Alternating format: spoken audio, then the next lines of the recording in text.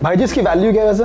इसकी वैल्यू है एक राम की $50। फिर मैंने उनसे बोला कि सर ना एक करेंसी हुआ करती थी आपके पास। भाई उन्होंने अपना वॉलेट निकाला और उसमें से 5 का ये नोट निकाल करके मेरे को ऐसे बकराए थे, बोले ये रहा। तो 3 होते हैं, 1, 5 और 10। देखिए, मैं आपको एक बात बताता हूं जो शायद आप कभी सोच भी नहीं सकते।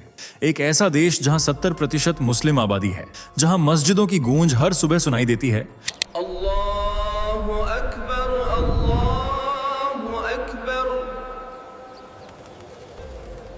उसी देश का एक वैज्ञानिक आज श्री राम की करेंसी चला रहा है। हाँ, सही सुना आपने। और सिर्फ यही नहीं, यूरोप के 30 से ज्यादा शहरों में आज भगवान राम की तस्वीर वाले नोट से लेन देन हो रहा है। लेकिन रुकिए, असली ट्विस्ट अभी बाकी है। ये वैज्ञानिक जिसने MIT से PhD की है, हार्वर्ड में पढ़ाया है और न्यूरोसाइंस जैसी प्योर लॉजिक वाली फील्ड में काम करता है, वो खुलेआम कहता है कि रामायण कोई कहानी नहीं बल्कि एक यह वैज्ञानिक सत्य है। और इसे प्रमाणित करने के लिए उसने 2 किताबें भी लिख डाली हैं। अब सवाल यह है, एक मुस्लिम मेजॉरिटी देश से आया हुआ साइंटिस्ट जो लॉजिक और फैक्ट्स की दुनिया में जीता है, वो अचानक इतना बड़ा राम भक्त कैसे बन गया कि उसे महाराजा अधिराज राजाराम का टाइटल मिल गया? क्या उसने ऐसा कुछ डिस्कवर किया जो मॉडर्न साइंस और एंशिएंट वैदिक विजडम को जोड़ देता है? और सबसे बड़ी बात, नेदरलैंड्स में चल रही ये राम करेंसी की वैल्यू आज डॉलर से भी ज्यादा है। कैसे, क्यों और किसने इसे पॉसिबल बनाया? अगर आप इस वीडियो को बीच में छोड़ देंगे तो आप एक ऐसी सच्चाई से वंचित रह जाएंगे जो आपकी सोच पूरी तरह बदल देगी। वीडियो को फटाफट शुरू करते हैं, लेकिन उससे पहले एक काम करिए, जल्दी से कमेंट में बताइए कि आप ये वीडियो भारत के किस शहर या गांव से देख रहे हैं। चलिए देखते हैं सबसे पहले कौन जवाब देता है। जब भी दुनिया के सबसे प्राचीन धर्मों की बात होती है तो हिंदू धर्म का नाम स्वतः ही जुबान पर आ जाता है। इसका कारण यह है कि कई लोगों का मानना है कि सनातन धर्म लगभग 90,000 वर्ष पुराना है, जबकि अनेक महान विचारक इसे हजारों वर्षों से चला आ रहा धर्म बताते हैं। यह वही धर्म है जो आज भी लोगों के बीच पूरी जीवंतता के साथ फल फूल रहा है और समय के साथ साथ इससे जुड़ने वालों की संख्या लगातार बढ़ती जा रही है। यही कारण है कि आज हिंदू धर्म दुनिया का तीसरा सबसे बड़ा धर्म माना जाता है, जिसके अनुयायियों की संख्या लगभग 1.2 बिलियन है। केवल हिंदू राष्ट्र कहे जाने वाले भारत में ही करीब 110 करोड़ लोग हिंदू धर्म से जुड़े हुए हैं। इतना ही नहीं, भारत के बाहर भी हिंदू भक्तों की कोई कमी नहीं है। उदाहरण के तौर पर आप टोनी नैडर को देख सकते हैं, जिन्हें हिंदू धर्म से गहरे जुड़ाव के कारण महाराजा अधिराज राजाराम जैसे हिंदू नाम से सम्मानित किया गया। यह दर्शाता है कि सनातन परंपरा की आकर्षण शक्ति केवल भारत तक सीमित नहीं है बल्कि पूरी दुनिया में लोगों को अपनी ओर खींच रही है। आज इनकी पहचान एक सच्चे राम भक्त के रूप में होती है, जो न सिर्फ श्री राम का मान सम्मान करते हैं बल्कि उनके दिए गए उपदेशों के आधार पर ही अपना जीवन यापन कर रहे हैं। टोनी नादेर लेबनान जैसे मुस्लिम देश से ताल्लुक रखते हैं, जहां 60-70% आबादी मुस्लिम धर्म में रंगी हुई है, जबकि 30 से 40% आबादी ईसाई धर्म में आस्था रखती है और हिंदुओं की संख्या तो सिर्फ गिनी चुनी ही है।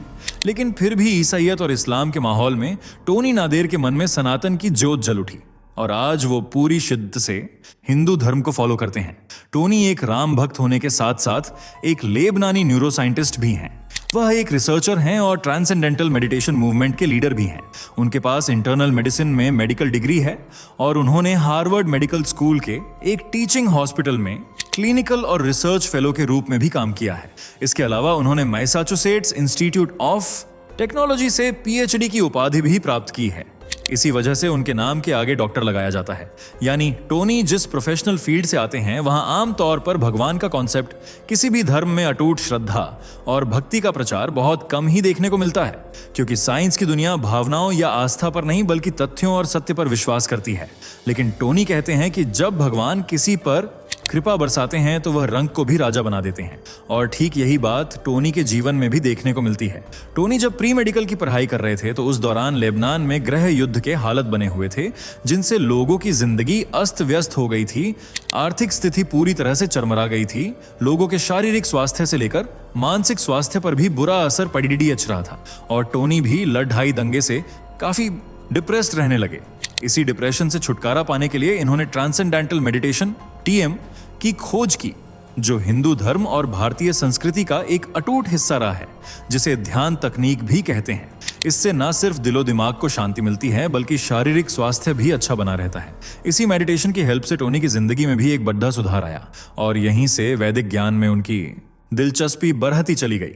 टोनी ने मानव मन, शरीर और चेतना की संपूर्ण जानकारी हासिल करने के लिए महर्षि महेश योगी से मुलाकात की, जिनके लाखों लोग मुरीद हैं और इन्हें एक महान तपस्वी और सच्चे हिंदू अनुयायी और महर्षि के रूप में जाना जाता था, जबकि इनका असली नाम था महेश प्रसाद वर्मा, जिन्होंने फिजिक्स में हायर एजुकेशन कंप्लीट करने के बाद शंकराचार्य ब्रह्मानंद सरस्वती से शिक्षा दीक्षा हासिल की थी और फिर हिंदू धर्म का प्रचार प्रसार करने में लीन हो गए।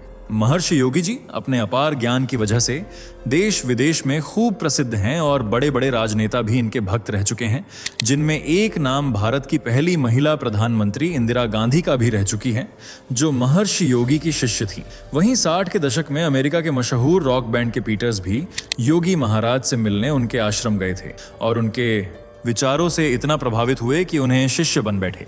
इसी तरह आध्यात्मिक गुरु दीपक चोपड़ा से लेकर गुरु श्री श्री रविशंकर भी इनके शिष्यों की लिस्ट में शुमार थे और आज भी पूरी दुनिया में करीब 60 लाख से ज्यादा लोग महर्षि योगी जी के सिद्धांतों पर चलते हैं, जिनमें से एक टोनी नादेर भी हैं, जो खुलेआम कहते हैं कि वो महर्षि योगी के परम भक्त और शिष्य हैं और उनके ही आचरण सिद्धांतों को तहे दिल से फॉलो करते आ रहे हैं।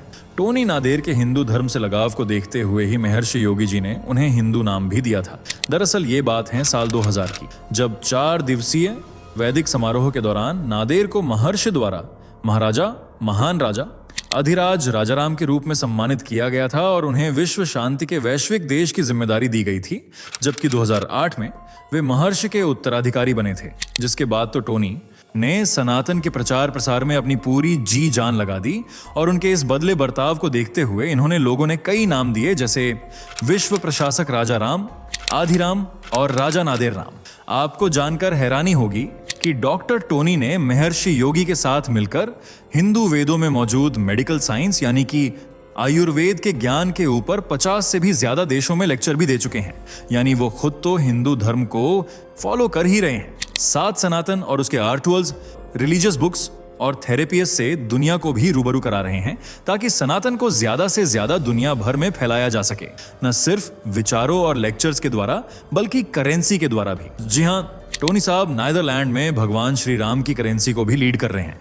इस करेंसी पर बाकायदा श्री राम की फोटो छपी होती है, जिसे global country ONF world peace के द्वारा इशू किया जाता है। और आपको जानकर खुशी होगी कि इस संगठन के फाउंडर भी महर्षि योगी जी ही हैं, जिन्होंने विदेशी धरती पर श्री राम के वर्चस्व को बढ़ाने के लिए उनकी करेंसी स्टार्ट करने का फैसला किया था। और पहली बार साल 2002 में श्री राम की करेंसी इशू की गई थी, जो आज भी नीदरलैंड के करीब 30 शहरों और गाँव में खूब चलती है।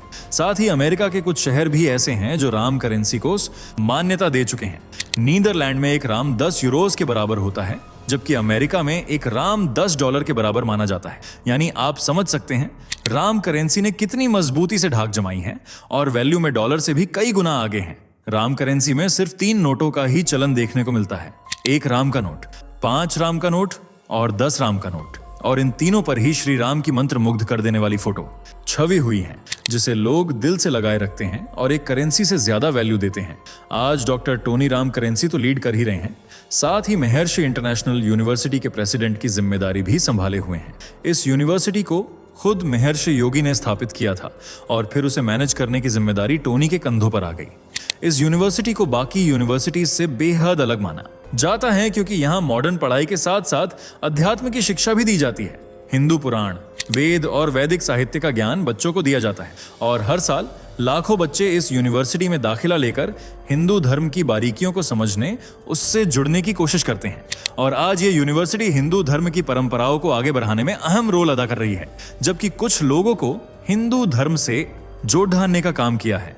रामायण इन ह्यूमन साइकोलॉजी नाम की पुस्तक ने, जिसके ऑथर हैं टोनी नादेर, जिन्होंने साल 2011 में इस बुक को पब्लिश किया था। इस किताब में टोनी ने वाल्मीकि की रामायण और ह्यूमन साइकोलॉजी के स्ट्रक्चर को आपस में जोड़ दहाने की कोशिश की है। और हिंदू धर्म पर लिखी ये उनकी पहली किताब नहीं है, बल्कि 1984 में भी उन्होंने ह्यूमन साइकोलॉजी नाम की एक और पुस्तक लिखी थी। इस किताब को भी उन्होंने हिंदू धर्म के वेद पुराण और वैदिक साहित्य पर ही बेस्ड रखा था और सनातन धर्म के साथ साइकोलॉजी के पारस्परिक संबंध को दिखाने की जद्दोजहद की थी और सभी लोगों को इस किताब को पढ़ने के लिए कहा था, ताकि वो साइकोलॉजी के फैक्ट्स को वैदिक ज्ञान की मदद से दोनों को लिंक करके पार हेज सके, उनकी गहराई को जान सके। साथ ही इन्होंने उन लोगों को भी मुंह तोड़ जवाब दिया था जो रामायण को सिर्फ एक मनगढ़ंत कहानी बताते हैं उन लोगों को जवाब देते हुए टोनी ने कहा था कि ये एक नेचुरल और रियल स्टोरी है जिसे हर किसी को जानने की जरूरत है। इस तरह किताबों, लेक्चर और देश विदेश के टूर के जरिए उन्होंने हिंदू धर्म को फैलाने की कोशिश की है। इसलिए आज उन्हें श्री राम के सबसे बड़े भक्तों में से एक माना जाता है, जो एक मुस्लिम देश से बिलोंग करने के बाद भी सच्चे सनातनी बनकर जीवन यापन कर रहे हैं। आप टोनी साहब के बारे में क्या कहना चाहेंगे? क्या आप इनके बारे में पहले जानते थे? कमेंट में जरूर बताइएगा। अगर वीडियो अच्छी लगी हो तो इसे लाइक और अपने दोस्तों के साथ शेयर जरूर करें। साथ ही अगर हमारे चैनल पर नए हैं या इससे पहली बार जुड़े हैं तो इसे सब्सक्राइब करना ना भूलें। ऐसी ही नॉलेजेबल वीडियोस पाने के लिए बेल आइकन को प्रेस भी कर ले। मिलते हैं अगली वीडियो में, तब तक के लिए bye bye and take care. दोस्तों, आपके स्क्रीन पर 2 और वीडियो दिख रही हैं, जिसे देखने के लिए आप स्क्रीन पर क्लिक करें। दोनों देखिएगा, बहुत अच्छी वीडियो बनी है।